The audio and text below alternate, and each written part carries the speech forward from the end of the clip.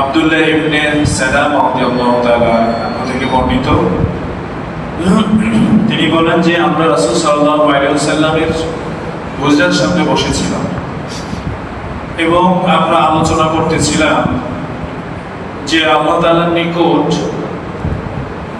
কোন কাজটি উত্তম সেটা যদি আমরা জানতাম তাহলে সেই কাজটি আমরা করতাম।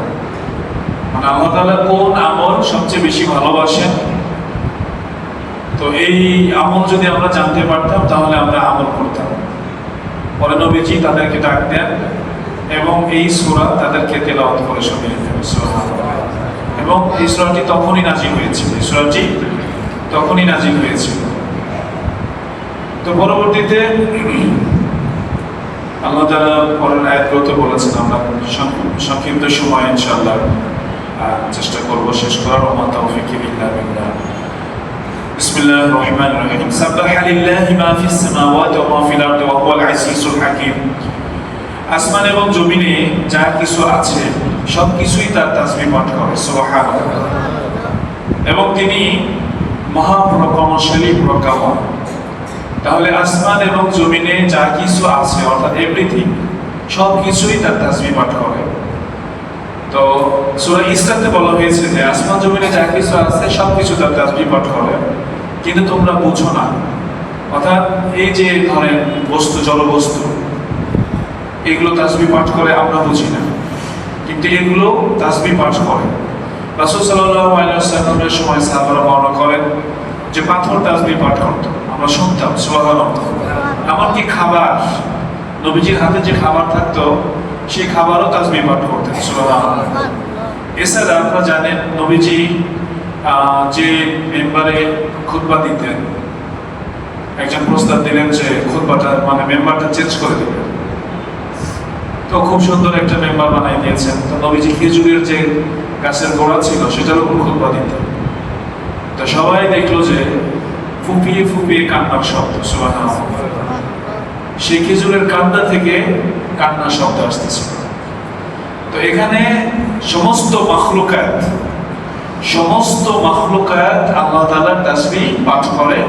আসলে আমরা সেটা শুনতে পাই না। কোনো সময় সাহাবায়ে কেরাম শুনেছেন এটা মুজিজা, এবং দাউদ আলাইহিস সালামও পাহাড়ের তাসবিহ পাঠ শুনতে পেতেন। ওয়া হুয়াল আজিজুল হাকীম, তিনি মহাপরাক্রমশালী, প্রজ্ঞাময়। তো আল্লাহ তাআলা সর্বশক্তিমান, তিনি কোন বলে ফায়াকুন হয়ে যায়। তিনি যে কোনো সময় যে কাউকে ধ্বংস করে দিতে পারেন। তারপরেও পৃথিবীতে এত মাজলুম, এত অসহায় মানুষ, অসহায় নারী পুরুষকে হত্যা করা হচ্ছে নির্বিচার। আজ সারা পৃথিবীতে বিভিন্ন জায়গায় মুসলমানদেরকে হত্যা করা হচ্ছে। এরপরেও আল্লাহ সুবহানাহু ওয়া তাআলা কেন প্রতিশোধ নিচ্ছেন না, কেন অ্যাকশন নিচ্ছেন না? প্রশ্ন আসে কিনা? তো উনি প্রতিশোধ নেন না এই কারণেই যে দুনিয়াটা আসলে পরীক্ষার জায়গা। আল্লাহ জালেমকে সুযোগ দিয়েছেন, তার জুলুম পূর্ণ করার জন্য। এবং মুসলমানদের থেকেও আল্লাহ তাআলা ঈমানের পরীক্ষা নিচ্ছে। মুসলমানদের থেকেও আল্লাহ তাআলা কি করছেন? ঈমানের পরীক্ষা নিচ্ছে। আল্লাহ চাইলে মুশরিকদের একদিনে ধ্বংস করে দিতে পারতেন। আল্লাহ চাইলে ইহুদিদের ধ্বংস করে দিতে পারতেন। আল্লাহ চাইলে খ্রিস্টানদের ধ্বংস করে দিতে পারেন, কারণ তারা জানে তারা ধ্বংসের উপযুক্ত হয়ে গেছে। কিন্তু আল্লাহ দিচ্ছেন না, ধ্বংস করতেছেন না, কারণ এটা আমাদের দ্বারা পরীক্ষা নিচ্ছে এবং জালেমদেরকে সুযোগ দিচ্ছে। আল্লাহ তাআলা অতীতে প্রতিশোধ নিয়েছেন, অ্যাকশন নিয়েছেন, আপনারা জানেন। ফেরাউনকে, নমরুদকে, এরকম বিভিন্ন সময় জালেমদেরকে আল্লাহ ধ্বংস করে দিয়েছে। এটা একটা কারণ। আরেকটা কারণ হলো যে আসলে আমরা দিন থেকে সরে এসেছি। মুসলমান দিন থেকে কি করেছে? সরে এসেছি। তো মুসলমান যখন দিন থেকে সরে আসে তখন তাদের উপর আযাব গজব আসে। তাদের উপর কি আসে? আযাব গজব আসে। তো কাফেরদের অত্যাচারও গজবের একটা অংশ। কাফেরদের অত্যাচারও কি গজবের একটি অংশ। যে কারণে আল্লাহ তাআলা কি করছেন না? কাফেরদেরকে ধ্বংস করতেছেন। তো যে কোনো সময় চাইলেই উনি ধ্বংস করতে পারেন। ইয়া আইয়ুহাল্লাযীনা আমানু লিমা তাকুলুনা মা লা তাফআলুন। হে ঈমানদারগণ, তোমরা যা বলো তা কেন করো না। অর্থাৎ যখন ওই যে সাহাবায়ে কেরাম আলোচনা করলেন আর আল্লাহ বললেন যে আমার কাছে যুদ্ধ করা পছন্দ, তখন তাদের মধ্যে কেউ পিছু হটলো। কি করলো? পিছু হটলো, অপছন্দ করলো। যুদ্ধ করাটা বড়ই কঠিন, জীবনের রিস্ক, এটা কি করা যায়? আর একটু পরে নাজিল হইলে ভালো হতো, এরকম কি তারা কথাবার্তা বলা শুরু করলো। এমনকি এখন যদি যুদ্ধের জন্য বাছাই করা হয়, মুসলমান পাওয়া যাবে যে একদম কাফের ওখানে আছে, অস্ত্র শস্ত্র নিয়ে যাও, যুদ্ধ করো, পাওয়া যাবে? এটাই আল্লাহ তাআলা বলতেছেন যে তোমরা যেটা বলো সেটা কেন করো না। একটু আগেই বললাম যে আল্লাহ পছন্দনীয় আমল চাইলে আমরা এটা করতাম, এখন আমি বলছি কিন্তু তোমরা সেটা করতেছো না। كبر مقتا عند الله أن تقولوا ما لا تفعلون। এটা আল্লাহ তাআলার কাছে বড়ই ক্রোধের বিষয়, অপছন্দনীয় বিষয় যে তোমরা যেটা বলো সেটা করো না। এটা আল্লাহ তাআলার নিকট খুবই ক্রোধের বিষয়, আল্লাহ এটা অপছন্দ করেন, রাগান্বিত হন। অতএব মুমিনের উচিত হলো মুখে যেটা বলবে সেটা সে জীবনে কি করবে? বাস্তবায়ন করবে। এটা আলেমদের মধ্যে সবচেয়ে বেশি ফিতনা, এই ব্যাধি। তারা খুব সুন্দর ওয়াজ করে, নিজের জীবনে গিয়ে দেখা যায় যে নাই। অনেক বক্তা ফজরের নামাজও পড়ে না, এরকম বক্তাও আছে। সে মানুষকে সাবধান করে আসছে, অথচ তার নিজেরই ফজরের নামাজ কি কাছে।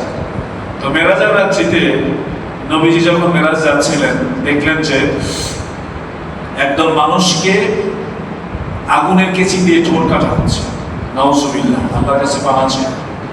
আল্লাহ রাসূল সাল্লাল্লাহু আলাইহি ওয়াসাল্লাম জিজ্ঞাসা করলেন যে জিবরাইল, এরা কারা?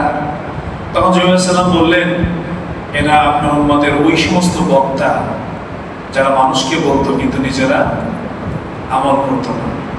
আল্লাহর কাছে পানা চাই। আমরা বলার সময় দেখা যায় বলতেছি, কিন্তু পালন করার সময় আসলে পালন হয় না। কারণ বলাটা সহজ, পালন করাটা কি সহজ নয়, কঠিন। তো এটা আল্লাহর কাছে ক্রোধের, কিন্তু তারপরেও বলতে হবে। ইন্নাল্লাহা ইউহিব্বুল লাযীনা ইয়াকাতিলুনা ফি সাবিলিহি সাফফান কাআন্নাহুম বুনয়ানুম মারসুস। আল্লাহ তাআলা বলেন, নিশ্চয় তিনি ভালোবাসেন তাদেরকে যারা আল্লাহর পথে সারিবদ্ধ হয়ে সীসা ঢালা প্রাচীরের ন্যায় সারিবদ্ধ হয়ে তারা যুদ্ধ করে। সুবহানাল্লাহ। দেখেন, প্রাচীর তো অনেক প্রাচীর আছে, ইটের প্রাচীর আছে, মাটির দেওয়াল আছে, কিন্তু সবচেয়ে মজবুত প্রাচীর কোনটা? যদি সীসাকে গরম করে প্রাচীর বানানো হয়, তার মধ্যে কোনো ফাঁক ফোকর থাকে? তাহলে আল্লাহ তাআলা কাদেরকে ভালোবাসেন? যারা সীসা ঢালা প্রাচীরের ন্যায় সারিবদ্ধ হয়ে তার পথে যুদ্ধ করে। কাদের বিরুদ্ধে যুদ্ধ করে? কাফেরদের বিরুদ্ধে, আল্লাহর শত্রুদের বিরুদ্ধে, জালেমদের বিরুদ্ধে সারিবদ্ধ হয়ে যুদ্ধ করে। প্রিয় ভাইরা আমার, যুদ্ধের জন্য প্রয়োজন হয় প্রস্তুতি ছাড়া যুদ্ধ করা যায় না। এখন আমাদের দেশে যুদ্ধের উপযোগী কারা? যারা ডিফেন্সে আছে, সেনাবাহিনী, বিমান বাহিনী, নৌবাহিনী, RAB, police, border guard, BTR, এবং তাদেরকে কিন্তু আমরা সেটাই মনে করি। এবং যে কারণে কিন্তু জনগণের যে অর্থায়ন রাষ্ট্র, সেই রাষ্ট্র থেকে কিন্তু তারা কি নেয়? বেতন নেয়। সে রাষ্ট্র থেকে তারা কি নেয়? বেতন নেয়। রাষ্ট্র ইনকামের অন্যতম একটা অংশ হলো পাবলিকের পকেট। পাবলিকের পকেট থেকে রাষ্ট্রের ইনকাম, কর নেয়, ট্যাক্স নেয়, ভ্যাট নেয়। প্রত্যেকটা পণ্য, আপনি একটা ম্যাচ কিনতে গেছেন, সেখানেও আপনাকে কি করতে হচ্ছে? কর দিতে হচ্ছে। আপনি একটা ব্লেড কিনছেন, এমনকি কাফনের কাপড় ক্রয় করেছেন, সেখানেও আপনার কাছ থেকে সরকার টাকা নিচ্ছে। এইবারের পরিকল্পনা আরো বিস্তৃত। এতদিন শহরের ব্যবসায়ীদের কাছ থেকে নিয়েছেন, এখন গ্রামের ক্ষুদ্র ব্যবসায়ী যারা, তাদের কাছ থেকে ট্যাক্স দিতে। খবরে যেটা হয়েছে, যাদের হাই সিসি মোটরসাইকেল আছে তাদের কাছ থেকে, আগে তো ট্যাক্সটার একটা বিল ছিল, এখন আয়কর নেবে। জমি ক্রয় করতে চান, জমির মূল্যের চেয়ে আয়কর বেশি। তাহলে জনগণ থেকে এই টাকা নিয়ে তারা কোথায় ব্যয় করতেছে? তাদের পিছনে তো ব্যয় করতেছে, তারা আমাদের সুরক্ষা দেবে, নিরাপত্তা দেবে। কিন্তু আজকে সারা পৃথিবীতে যত সেনাবাহিনী আছে মুসলিম ভূখণ্ডে নাম খাওয়া অবস্থা, তারা কোথাও আজকে তারা মুসলমানদের কোনো কাজে আসতেছে, মাজলুম মুসলমানের কোনো কাজে আসতেছে। প্রিয় ভাইরা আমার, এই দেশে আমরা মুসলমান হতাম না, আমাদের পূর্বপুরুষ হয় বৌদ্ধ না হয় হিন্দু ছিল। এদেশের পূর্বপুরুষ হয় বৌদ্ধ না হয় কি ছিল? হিন্দু ছিল। আমরা কিভাবে মুসলমান হলাম? এই উপমহাদেশে দীর্ঘ 800 বছর মুসলমানরা শাসন করলো পুরো ভারতবর্ষ। কিভাবে? সেটা ইতিহাস আপনারা জানেন। সেটা ইতিহাস হলো আরব দেশ থেকে বণিকরা ব্যবসা করার জন্য আসতো এই দেশে। বণিকরা কি করার জন্য আসতো? ব্যবসা করার জন্য আসতো। তো তারা ব্যবসা থেকে করে যখন ফিরতেছিল, আবার আরব দেশে ফিরে যাবে, তো এই ভারত উপমহাদেশের এক হিন্দু রাজা তাহির, সে সেই জাহাজকে লুণ্ঠন করে এবং মুসলিম যে আইটেম শিশুরা ছিল, নারীরা ছিল, তাদেরকে বন্দী করে। এবং কিছু যারা মুসলমানরা তো এখন যেরকম কাপুরুষ, তখন তো সেরকম কাপুরুষ ছিল না, এবং তারা সামান্য কয়েকজন তাদের বিরুদ্ধে যুদ্ধ করে ওখানে শহীদ হয়ে যায়। তো এই খবর যখন হাজ্জাজ বিন ইউসুফ, হেজাজের গভর্নর, উনি যখন শুনতে পান যে আমাদের মুসলমান একটা মেয়েকে বন্দী করে রেখেছে, উনি রাগে টকবক করতে থাকে এবং ওনার মুষ্টি বন্ধ হয়ে যায়, এবং ওখান থেকে সে বলতে থাকে যে লাব্বাইকা ইয়া বিনতি, আমার কন্যা, আমি উপস্থিত। এবং সে কিন্তু এই দেশে পরপর 2 বার সৈন্যবাহিনী প্রেরণ করে, মাত্র 7000। সেই 7000 সেনাবাহিনীর বদৌলতে এই দেশ বিজিত হয় এবং লক্ষ লক্ষ সাধারণ হিন্দু, যারা অচ্ছুত ছিল, ব্রাহ্মণেরা যাদেরকে মানুষ মনে করতো না, পানি স্পর্শ করে সেই পানি তারা ধৌত খাইত না, তাদের জ্ঞান অর্জনের কোনো অধিকার ছিল না, তখন এই সাধারণ হিন্দুরা যখন দেখে ইসলাম এত সুন্দর, সেখানে উঁচু নিচু কোনো ভেদাভেদ নেই, ধনী গরিব, সুন্দর অসুন্দর, এখানে কোনো স্তর নেই, কোনো শ্রেণী বিবাদ নেই, তখন তারা ইসলামের এই সৌন্দর্য দেখে দলে দলে মুসলমান হয়েছে। অথচ আজকে প্রতিনিয়ত মুসলমান মেয়েদেরকে ধর্ষণ করা হয়, দিনের পর দিন মুসলমানদের হত্যা করা হয়, কিন্তু একজন হাজ্জাজ বিন ইউসুফ তাদের বাঁচানোর জন্য আসে। এটা বাস্তবতা। অথচ বিশ্বে কত বড় বড় সেনাবাহিনী, সম্পদের দিক থেকে, শক্তির দিক থেকে নাকি আমাদের সেনাবাহিনীর সংখ্যাই বেশি। তাহলে কি পরিমাণ কাপুরুষ তারা হয়ে গেছে যে আজকে কাফের সেনাবাহিনীর বিরুদ্ধে তারা দাঁড়াতে পারে না। কারণ আমরা দুনিয়াদার হয়ে গেছি, মৃত্যুকে আমরা ভয় পাই। আমাদের আখিরাতের জন্য সম্বল নাই, আমাদের আখিরাতের জন্য কি নাই? সম্বল নাই। আমরা মরলে বিপদে পড়ে যাবো, এই জন্য মরতেও চাই না। আপনারা যারা খবর টবর দেখেন, মুসলমানদের নির্যাতনের চিত্র প্রতিনিয়ত আসতেছে কিনা? আসে কিনা? আসে। কিন্তু হৃদয়ে রক্তক্ষরণ ছাড়া কিছুই হয় না। একটা ছেলেকে দেখলাম বেঁধে রাখছে, ছেলেটার মুখে দাড়িও নাই, প্যান্ট শার্ট পরা, মালাও মুশরিকরা, মালার পুলিশটা তাকে বেঁধে রাখছে, সে উপর হয়ে শুয়ে, পিছনে তার হাত মোড় বাঁধা, সে লা ইলাহা ইল্লাল্লাহ মুহাম্মাদুর রাসূলুল্লাহ, লা ইলাহা ইল্লাল্লাহ মুহাম্মাদুর রাসূলুল্লাহ বলতেছে। তাহলে মুসলমানদের এই অসহায়ত্ব কে দূর করবে? আরেক জায়গায় তার বাড়িতে বয়স কতই হবে, 14-15 হবে, তাকে হত্যা করে ঝুলিয়ে রেখেছে। এই যে নির্যাতন, এখন সেনাবাহিনী যারা ভাইরা আছে তারা মনে করতেছে যুদ্ধ শুরু হয়ে গেলে আরো ক্ষতি হবে, কিন্তু যারা মুমিন, প্রকৃতপক্ষে যারা মুমিন, আল্লাহ তাদের সুসংবাদ দিয়েছেন যে কাফেররা তো তোমাদের কাছে কিছুই না, তোমরা যদি ইমানের বলে বলিয়ান হও, আমি ওয়াদা দিলাম তোমাদেরকে, আমি বিজয় দান করবো। সুবহানাল্লাহ। কিন্তু সেই অটল বিশ্বাস আমাদের কোথায়? সে অটল বিশ্বাস তো আমাদের নেই। এটা আল্লাহ তাআলা বলেছেন, আল্লাহ তাদেরকে ভালোবাসেন যারা সীসা ঢালা প্রাচীরের ন্যায় ঐক্যবদ্ধ হয়ে কাফেরদের বিরুদ্ধে যুদ্ধ করে। সুবহানাল্লাহ।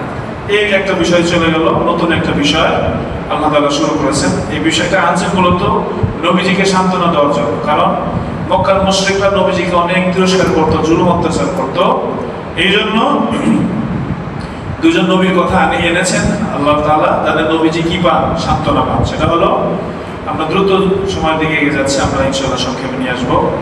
وَإِذْ قَالَ مُوسَى لِقَوْمِهِ يَا قَوْمِ لِمَ تُؤْذُونَنِي وَقَدْ تَعْلَمُونَ أَنِّي رَسُولُ اللَّهِ إِلَيْكُمْ فَلَمَّا زَاغُوا أَزَاغَ اللَّهُ قُلُوبَهُمْ وَاللَّهُ لَا يَهْدِي الْقَوْمَ الْفَاسِقِينَ।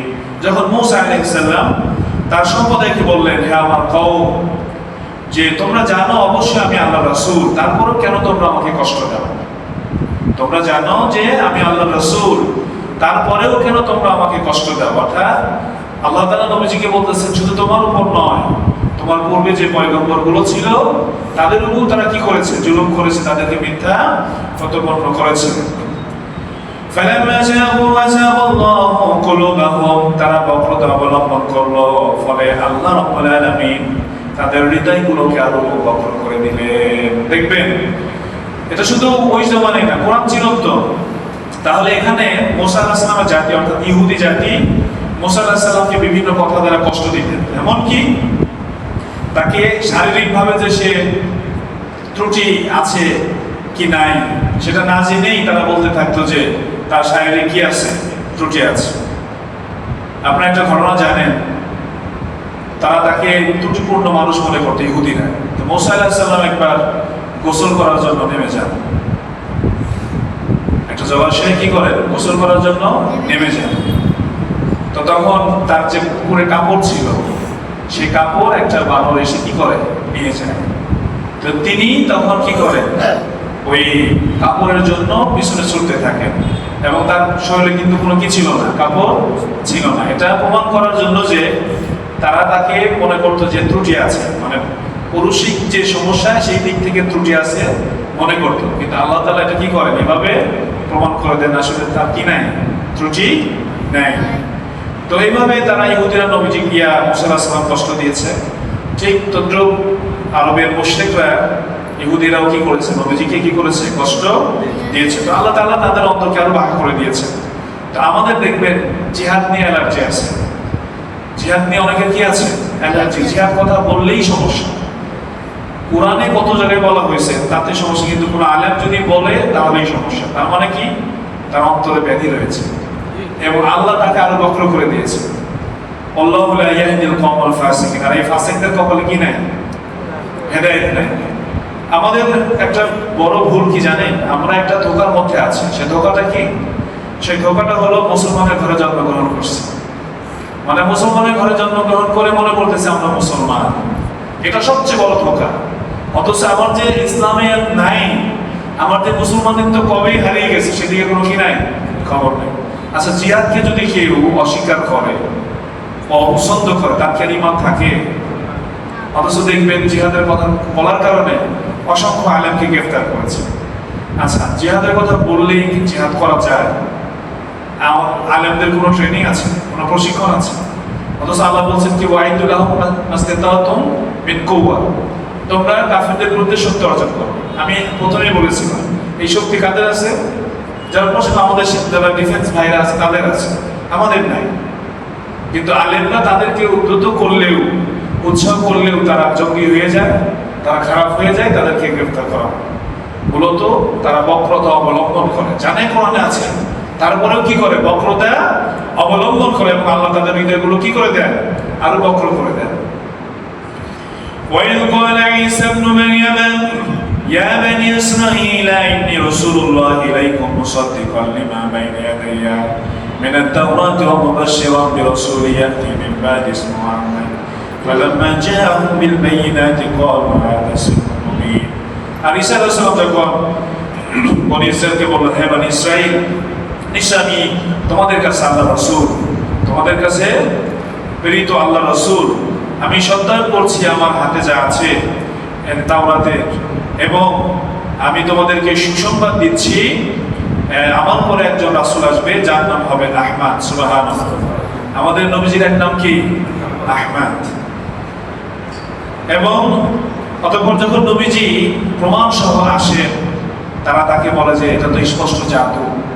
নবীজি যখন তাদেরকে প্রমাণ দেন, ইহুদিরা অনেক প্রমাণ চায় নবীজির কাছে, এবং নবীজি সবগুলো প্রমাণই দেন, তখন বলে সেটা তো জাদুকর, এটা তো স্পষ্ট জাদু। সংক্ষেপে যাব ইনশাআল্লাহ। ومن أظلم ممن افترى على الله الكذب وهو يدعى إلى الإسلام والله لا يهدي القوم الظالمين। ওই ব্যক্তির চেয়ে বড় জালেম আর কে, যে আল্লাহর বিরুদ্ধে মিথ্যা রচনা করে অথচ তাকে ইসলামের দিকে আহ্বান করা হয়, আর আল্লাহ জালেমদেরকে পথ প্রদর্শন করেন না। এখানে আল্লাহর বিরুদ্ধে মিথ্যা রচনা করার অর্থ হলো মানুষ দিনকে বিকৃত করে। অনেক আলেম আছে আমাদের মধ্যে, দেখবেন দিন যেটা সত্য সেটা না বলে অন্য কিছু বলে, দিনকে বিকৃত করে। এটাই হলো আল্লাহর বিরুদ্ধে মিথ্যা রচনা করা। সত্য না বলে কি করে, ঘুরিয়ে পিছিয়ে মিথ্যা বলে। দেখছেন না, একবার বললো একজন যে আপনি জান্নাতি মানুষ, বলে না, আর একজন এইভাবে বলতেছে যে এখন যে তারা প্রধান তাদের প্রশংসায় বলতেছে সে আলেমদের চেয়েও বেটার। মানে আমি ইশারায় কিন্তু বললাম আপনি তো আসলে কি করে, দিনের বিকৃত যারা করে এরাই মূলত আল্লাহর বিরুদ্ধে কি করে, মিথ্যা রচনা করে। আর আল্লাহ জালেমদেরকে কি করেন না, পথ প্রদর্শন করেন না। ইউরিদুনা লিইউতফিউ নূরাল্লাহি বিআফওয়াহিহিম ওয়াল্লাহু মুতিম্মু নূরিহি ওয়ালাউ কারিহাল কাফিরুন। আর তারা চায় আল্লাহর নূরকে ফু দিয়ে নিভিয়ে দিতে, আর আল্লাহ কি করবেন, তার নূরকে পূর্ণতা দিবেন, যদিও মুশরিকরা যদিও কাফেররা তা অপছন্দ করে। তাহলে এখানে আল্লাহর নূর হলো দ্বীন ইসলাম। তাহলে কাফেররা কি চায়, আল্লাহর নূরকে মুখের ফু দিয়ে কি করতে চায়, নিভিয়ে দিতে চায়। অর্থাৎ তারা চেষ্টা করে আল্লাহর দ্বীনকে নিভিয়ে দিতে, আর আল্লাহ তার দ্বীনকে কি করবেন, পূর্ণতা দান করবেন। এখন মসজিদ হলো এখানে একটা গুরুত্বপূর্ণ প্রশ্ন, সেটা হলো আপনাদের মাথায় আসছে কিনা জানি না, আল্লাহ তার দ্বীনকে পূর্ণতা দান করবেন, অথচ আমরা দেখতে পাচ্ছি মুসলমানরা বাদ খাচ্ছে, অথচ আমরা দেখতে পাচ্ছি আল্লাহর কোনো বিধান বাস্তবায়িত নেই। তাহলে আল্লাহ কিভাবে তার দ্বীনকে পূর্ণতা দান করবেন? এখানে কথা হলো যে সর্বদা পূর্ণতা দান করবেন বিষয়টা কি নয়, এমন নয়। সর্বদা পূর্ণতা দান করবেন বিষয়টা কি নয়, এমন নয়, বরঞ্চ ফাইনালি আল্লাহ তার দ্বীনকে পূর্ণতা দান করবেন। সুবহানাল্লাহ। এবং এটা রাসূল সাল্লাল্লাহু আলাইহি ওয়াসাল্লামের জামানায় কি হয়েছে, পূর্ণতা পেয়েছে। এবং পরবর্তীতে মুসলমানদের দুর্বল চিত্তের কারণে, ইমানের দুর্বলতার কারণে আমাদের কি হয়েছে, অধঃপতন হয়েছে। আজ কোথাও ইসলামের বিধান ওইভাবে সামান্য কিছু জায়গা ছাড়া কোথাও নেই। তাহলে কি হবে, ইমাম মাহদী আলাইহিস সালাম আসবেন, ঈসা আলাইহিস সালাম আসবেন, এবং দ্বীন আবার কি হবে, পরিপূর্ণ হবে, পূর্ণতা লাভ করবে। সুবহানাল্লাহ। এই একটা ব্যাখ্যা। আর একটা ব্যাখ্যা হলো যে ইসলাম সত্য, ইসলাম হক, অতএব তারা যতই চায় মিটিয়ে দিতে, কিন্তু এটা তারা শেষ করতে পারবে না, এটা অবশিষ্ট থেকেই যাবে, তারা শেষ করতে পারবে না, এটা অবশিষ্ট থাকবে। এই হলো দুই রকম ব্যাখ্যা। অর্থাৎ কাফেররা যতই চেষ্টা করুক তারা ইসলামকে ধ্বংস করতে পারবে সাময়িক কারণে, যদিও আমরা পরাজিত হই মুসলমানেরা, কিন্তু চূড়ান্ত ভাবে আমরা কি করব, বিজয়ী লাভ করব। প্রিয় ভাইরা, কাফেরদের অত্যাচার জুলুম বৃদ্ধি পাচ্ছে, কোনো সন্দেহ নাই, কাফেরদের জুলুম অত্যাচার বৃদ্ধি পাচ্ছে, কিন্তু সেই বাহিনী তৈরি হচ্ছে যারা তাদেরকে ধ্বংস করবে। হয়তো আমি আপনি জানি না, আপনি যখন দেখেন আগ্নেয়গিরি, যখন এটা মানে কি বলে প্রকাশ পায়, এর আগে কি করে, তার ভিতরে চাপ নেয়, সে জমা হয়, শক্তি অর্জন করে, তারপরে কিন্তু সে কি করে, বের হয়ে আসে, ঠিক কিনা? তো মুসলমানরাও তাদের ক্রোধ জমা করতেছে, এক সময় যখন বিস্ফোরিত হবে তখন মুশরিকরা পালানোর জায়গা পাবে না, ইহুদিরা পালানোর জায়গা পাবে না। পাথরের পিছনে লুকালেও, গাছের পিছনে লুকালেও গাছ বলবে আমার পিছনে ইহুদি আছে, কি করো, হত্যা করো। তো ভাইরা আমার, হতাশ হওয়ার কিছু নাই। আপনার অন্ধকার যত গভীর হয়, ভোর তত কি হয়, কাছে চলে আসে। অতএব কাফেররা জুলুম অত্যাচার যতই বৃদ্ধি করুক, আমাদের দেখতে কষ্ট হচ্ছে, কিন্তু মুসলমানরা তাদের ইমানের পরীক্ষায় কি হচ্ছে, বিজয়ী হচ্ছে, আল্লাহ তাআলার কাছে পুরস্কারের অধিকারী হচ্ছে। আলহামদুলিল্লাহ। والذي أرسل رسوله بالهدى ودين الحق ليظهره على الدين كله ولو كره المشركون। আর তিনি তার রাসূল প্রেরণ করেছেন হেদায়েত এবং সত্য দিন সহ, যাতে করে সকল দিনের উপর এই দিনকে তিনি বিজয়ী করেন। যদিও মুশরিকরা তা অপছন্দ করে, এটা নবীজি করে দেখাইছেন। তারা মুশরিকরা দিন ইসলাম অপছন্দ করলেও নবীজি সকল দিনের উপর ইসলামকে বিজয়ী করেই তারপরে দুনিয়া থেকে চলে গেছেন। সুবহানাল্লাহ। ইয়া আইয়ুহাল্লাযীনা আমানু হাল আদুল্লুকুম আলা তিজারাতিন তুনজিকুম মিন আযাবিন আলীম। আল্লাহ বলতেছেন, হে বান্দাগণ, আমি কি তোমাদেরকে এমন একটি ব্যবসার কথা বলে দিব না যা তোমাদেরকে কঠিন আযাব থেকে রক্ষা করবে। সুবহানাল্লাহ। আল্লাহ বলতেছেন ব্যবসার কথা।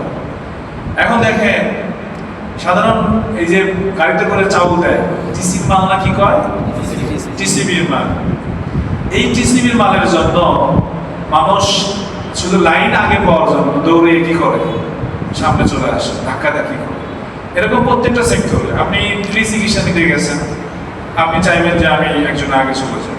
সব জায়গায় প্রতিযোগিতা আছে, কিন্তু সবের ক্ষেত্রে, আখরাতের ক্ষেত্রে কি নাই, কম্পিটিশন নাই। দেখবেন একটা কাতারে একজন দেখা আসবে, পিছন থেকে একজনও নড়তেছে। অথচ যদি এখানে 20টা টাকা থাকতো যে আগে যাবে সে পাবে, আমাদের কারাখানি লেগে যেত। কিন্তু সবের ক্ষেত্রে আমাদের কি নাই, কম্পিটিশন।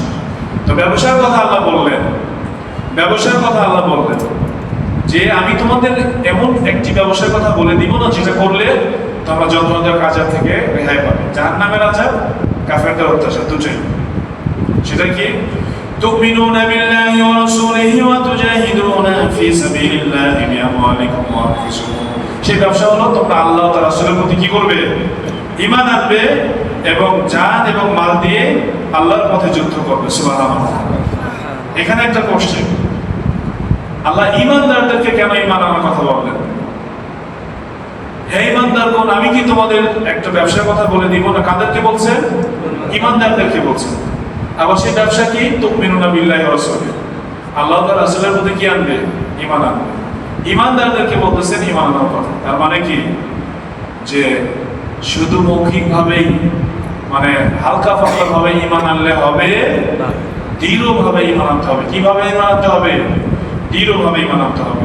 যালিকুম খায়রুল লাকুম ইন কুনতুম তা'লামুন। এটা তোমাদের জন্য উত্তম যদি তোমরা জানতে। কে বলছেন? যুদ্ধ আমাদের জন্য উত্তম। কে বলছেন? আল্লাহ বলছেন। যুদ্ধ আমাদের জন্য উত্তম। কে বলছেন? আল্লাহ বলছেন। তো সেই যুদ্ধ আমরা ছেড়ে দিয়েছি, তাহলে মার তো খেতে হবেই, মার তো খেতে হবেই। যেটা আমাদের জন্য উত্তম, সেই উত্তমটাই আমরা কি করেছি, ছেড়ে দিয়েছি। তাহলে কাফেররা তো অত্যাচার করবেই। ওয়াল কাফিরুনা হুমুজ জালিমুন। সূরা বাকারায় আয়াতুল কুরসির আগে, যে কাফেররা হলো জালেম, তারা জুলুম করবেই, সুযোগ পাইলেই তারা জুলুম করবে। এই জন্য বাঁচতে হলে মুসলমানদের অনেক সময় দেখা গেছে যে মুসলমানদের বিপর্যয়ের কারণেই এরা হামলা করে নাই, শুধু শুনছে মুসলমান প্রস্তুত দিচ্ছে, আর ভয়ে কি করে নাই, হামলা করে নাই, পিছায় গেছে। আর যখনই দেখছে যে মুসলমান দুর্বল, তখনই কি করেছে, আক্রমণ করেছে। কাফেরদের অন্তরে ভয়ের সৃষ্টি করে দিবেন কে? আল্লাহ। কাফেরদের অন্তরে ভয় কে সৃষ্টি করে দিবে? আল্লাহ। কিন্তু আমাদের তো সেই যোগ্যতাটুকু কি করতে হবে, অর্জন করতে হবে। এই ব্যবসা আল্লাহ তাআলা সূরা তাওবার মধ্যে কিন্তু বলেছেন, ইন্নাল্লাহা আশতারা মিনাল মুমিনিনা আনফুসাকুম ওয়া আমওয়ালাহুম বিআন্না লাহুম জান্নাহ। আল্লাহ তাআলা মুমিনদের জান কি করেছেন, জান এবং মাল ক্রয় করে নিয়েছেন। কয়টা জিনিস ক্রয় করছেন? দুটো জিনিস, জান এবং মাল। কিসের বিনিময়ে? বিআন্না লাহুমুল জান্নাহ, জান্নাতের বিনিময়ে। সুবহানাল্লাহ। কিন্তু আমরা কি বেচাকেনা করতেছি? আমরা বেচাকেনা করতেছি? যাকাত দিয়ে আমরা, যাকাতই তো দেই না, টাকার হক তো আদায় করি না। আর মুসলমানদের একটা ধারণা, মানে মসজিদের দানটাই মনে হয় দান, আর কোনো জায়গায় কি নাই, দান নাই। দেখবেন মুসলমান কিন্তু এটাই মনে করে এখন যে মসজিদের দানটাই কি করা, আল্লাহর পথে দান করা। অথচ এখানে এই ফি সাবিলিল্লাহ বলতে শুধুমাত্র যুদ্ধকেই বোঝানো হয়েছে। আধুনিক শব্দ যদি বলি যুদ্ধ, আর আগের শব্দ যদি বলি জিহাদ। আল্লাহ রাস্তায় খরচ করা মানে এখানে কি, কোথায়? যুদ্ধের জন্য ব্যয় করা বোঝানো হয়েছে। নবীজি মসজিদের জন্য কালেকশন করেছেন, আবার যুদ্ধ করার জন্য কি করেছেন? আপনারা হাদিস জানেন না, কালেকশন করেছেন, কোথাও যুদ্ধের জন্য কালেকশন করেছেন, জানেন না? তো কালেকশন তিনি করেছেন। يغفر لكم ذنوبكم ويدخلكم جنات تجري من تحتها الأنهار ومساكن طيبة في جنات عدن ذلك الفوز العظيم। আর এই দুটো আমলের কারণে আল্লাহ তোমাদের পাপগুলো মাফ করে দিবেন। সুবহানাল্লাহ। যত বড় কবিরা গুনাহ হোক না কেন, এই কি করে? যুদ্ধের মাধ্যমে শহীদ যখন শহীদ হয়ে যায়, রক্ত যখন মাটিতে পড়ে, আল্লাহ তাআলা তাকে মাফ করে দেন। সুবহানাল্লাহ। ওয়া মাসাকিন তাইয়িবাতান ফি জান্নাতি আদন, এবং তিনি তোমাদের প্রবেশ করাবেন এমন জান্নাত সমূহে যার তলদেশে নদী প্রবাহিত এবং যার আবাসগুলো হলো উত্তম চিরস্থায়ী জান্নাতে। যালিকাল ফাওজুল আযীম, এটাই হলো মহা সাফল্য। ওয়া উখরা তুহিব্বুনাহা, এবং আরো একটি নিয়ামত পুরস্কার আল্লাহ দিবেন যা আমরা ভালোবাসি। নাসরুম মিনাল্লাহ, তাহলে আল্লাহর সাহায্য, ফাতহুন করিম, এবং নিকটবর্তী বিজয়। ওয়াবাশশিরিল মুমিনিন, মুমিনদের জন্য সুসংবাদ। যুদ্ধ করলে আল্লাহ দুটো জিনিস দিবেন, একটা হলো আখিরাতে, সেটা হলো জান্নাত, আর দুনিয়াতে হলো আল্লাহর সাহায্য এবং বিজয়। আল্লাহর সাহায্য এবং বিজয়। আমরা নিকটবর্তী আমাদের জীবনে যদি দেখি, আফগানিস্তানে তারা নেটোর বিরুদ্ধে যুদ্ধ করলেন, নট অনলি আমেরিকা, বরং পুরো ইউরোপিয়ানদের বিরুদ্ধে কি করলেন? যুদ্ধ করলেন। ছোট্ট একটা দেশ, আমাদের বাংলাদেশের যেমন মনে হয় জনসংখ্যা অনেক কম, অথচ আল্লাহ তাআলা তাদের কি করলেন? বিজয় দান করলেন। নাকানি চুমানি খেয়ে পালাই গেল, এখন আর দ্বিতীয়বার আক্রমণ করার হিম্মত তারা করতেছে না। তো আসলে মানে বিজয় তো সংখ্যা দিয়ে হয় না, বিজয় হয় ইমান দিয়ে। বিজয় হয় কি দিয়ে? ইমান। ইমান, যে ইমানদার আল্লাহর ওয়াদা তাকে সাহায্য করে। আমরা আর একটা আয়াত আছে, লাস্টের আয়াতটা আল্লাহ তাআলা বলেন, ইয়া আইয়ুহাল্লাযীনা আমানু কুনু আনসারাল্লাহ, হে ইমানদারগণ তোমরা কি করো? আল্লাহকে সাহায্য করো। যেমন ঈসা ইবনে মারিয়াম হাওয়ারীদের বলেছিলেন যে কে আছে আল্লাহর জন্য আমাকে সাহায্য করবে? হাওয়ারীগণ বলল যে আমরাই আল্লাহর জন্য আমরা সাহায্যকারী। অতঃপর তাদের একদল ঈমান আনলো এবং আরেকদল প্রত্যাখ্যান করলো। অতঃপর যারা ঈমান আনলো আমি তাদেরকে তাদের শত্রুদের উপরে বিজয় দান করলাম। সুবহানাল্লাহ। অর্থাৎ মুমিন হলে বিজয় কি? অবশ্যম্ভাবী।